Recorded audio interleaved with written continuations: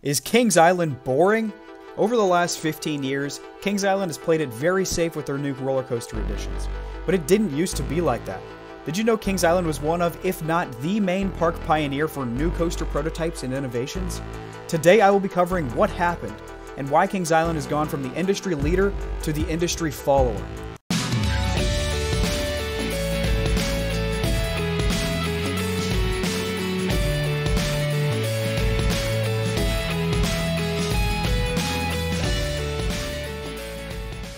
Let me start off by saying that Kings Island has been my home park for my entire life, and I love and appreciate it for what it is today. But one cannot deny the fact that ever since Cedar Fair took over, their new roller coaster additions have been very safe. Let's take a step back in time and see how we got here today.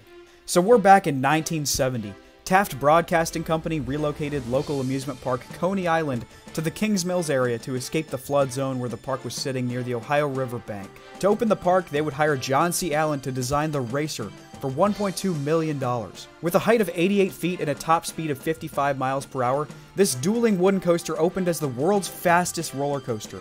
Locals and early park enthusiasts flocked from all over to check out the newly named Kings Island and to ride the Racer, and it was a smashing success. Roller coasters were declining in popularity throughout much of the mid-1960s and early 1970s, but the Racer is largely attributed to getting much of the general public back into roller coasters.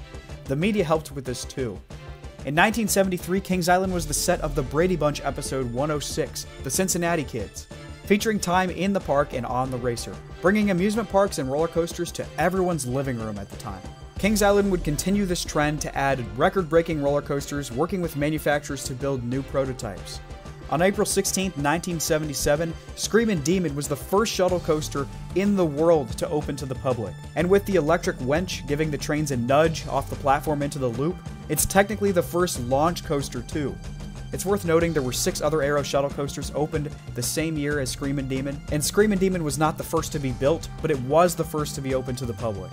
This ride was later renamed to Demon and was removed and sold in 1987 to Camden Park in West Virginia, where it would operate until 1999. Taft Broadcasting Company would continue their streak of innovation with the most ambitious project they've ever had, the Beast. Kings Island dares you to come face to face with the Beast. The Beast.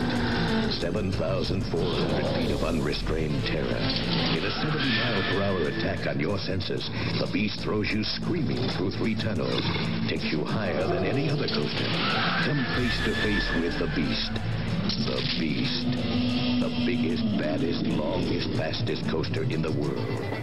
The Beast was built in-house, meaning the park's own engineers would lead the project, but they would get some outside assistance from legendary wooden coaster designers John C. Allen and Curtis D. Summers, and they would hire PTC to help build it. When it opened, the Beast was something to be conquered and was not for the faint at heart.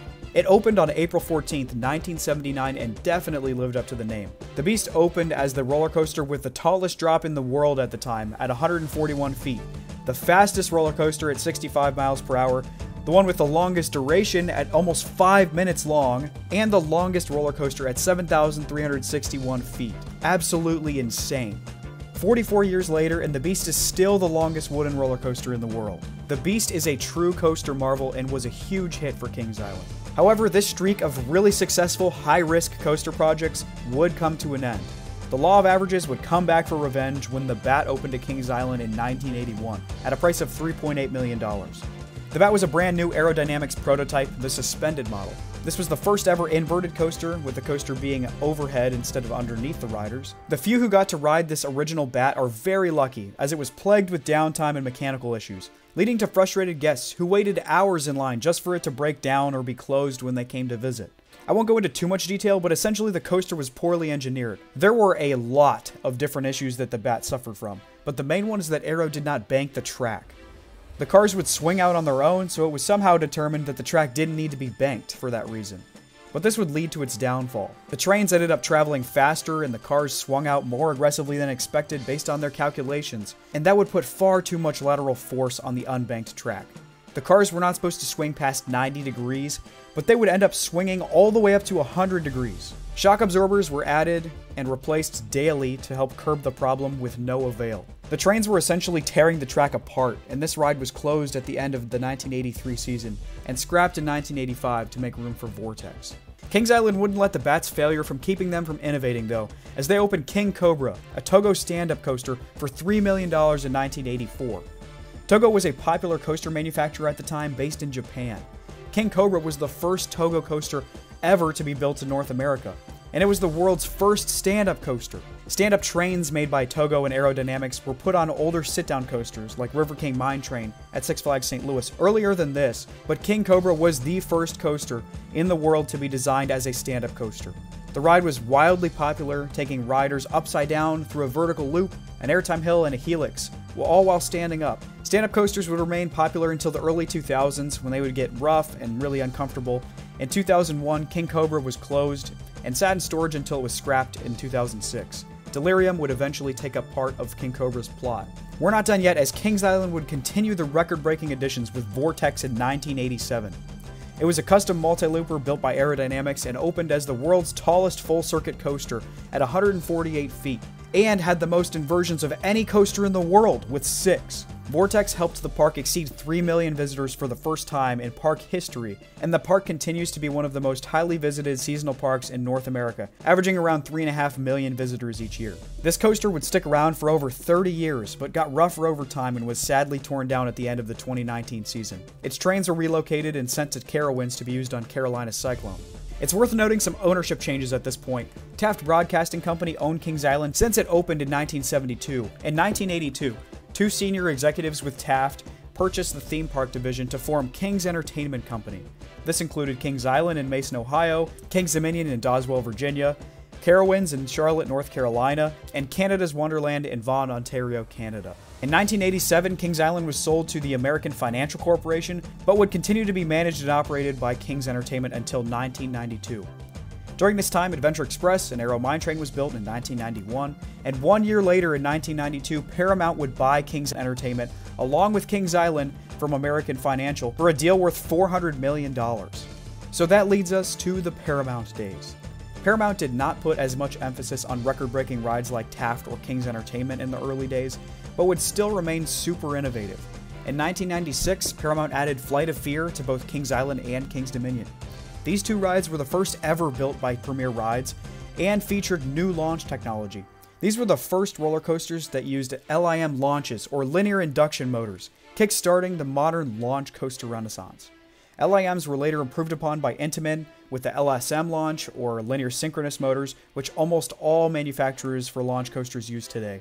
But LIM launch coasters helped get that started. Still using LIMs, the Italian Job, later renamed Backlot Stunt Coaster, would be added to here and a few other of Paramount's parks in 2005.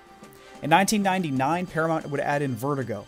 Not very original today, but it was one of the earliest inverted boomerang models, and an inverted shuttle coaster was seen as pretty innovative back then. Then we get to the year 2000. Every new major theme park wanted to open a massive new attraction or record-breaking roller coaster at their park to enter into the new millennium. Six Flags Magic Mountain would open Goliath, Cedar Point would open Millennium Force, and Kings Island would open Son of Beast. Today, one of the most infamous roller coasters in the world. Son of Beast opened as the world's tallest, fastest, and only inverting wooden roller coaster in the world. It was also the second longest wooden roller coaster, only behind its father. Son of Beast was manufactured by RCCA, or Roller Coaster Corporation of America, an infamous American coaster manufacturer that is now defunct, and known for cutting corners in construction and design in order to offer parks a much cheaper but lower quality ride, and in some cases an unsafe one. Son of Beast honestly deserves its own video, and I'll probably make that in the future, but the thing to note here is that it was extremely innovative, very ambitious, but also very rough and very risky. The ride ended up being pretty unsafe, it wasn't designed properly, there were multiple accidents, the main one injuring 27 riders in July of 2006. They eventually had to take the loop out because they got lighter trains to put less stress on the structure.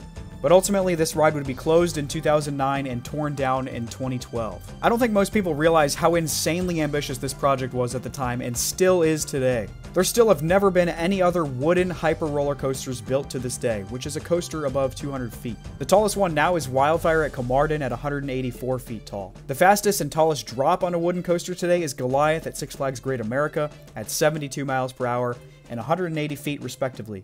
And these coasters use steel structures. It wasn't until 13 years later in 2013 that a wooden coaster featured an inversion, these being Outlaw Run at Silver Dollar City and Hades 360 at Mount Olympus. The fact of the matter is that wooden roller coasters require a ton of maintenance, cannot sustain forces that a steel coaster can, so it's possible that we never see another wooden roller coaster taller or faster than Son of Beast was already 20 plus years ago, which is just absolutely crazy. So that essentially brings us to Kings Island's modern era under Cedar Fair. Cedar Fair decided to purchase the Paramount Parks for $1.24 billion in May of 2006. Cedar Fair has added some incredible roller coasters to their parks, and Kings Island has been one of their favorites to get new additions. However, after the disaster of a coaster in Son of Beast, the park would seem to be much more conservative and safer with their additions, going with tested, tried, and true models. In 2009, Diamondback, a B&M Hyper, was added for $22 million, and it continues to be a crowd favorite and one of the best hypercoasters in the world. In 2014, taking up a portion of Son of Beast's old plot of land, they added Banshee for $24 million.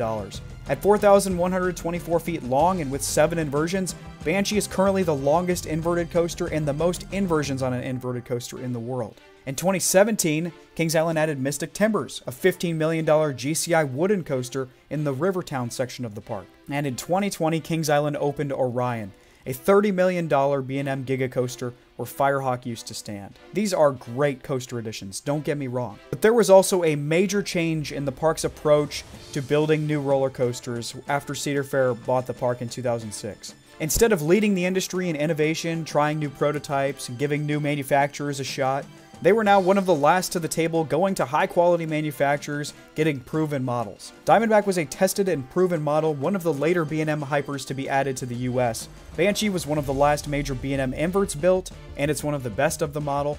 Mystic Timbers is one of the most recent GCIs built in the US, and it's likely the best GCI built so far. Orion is the most recent B&M Giga.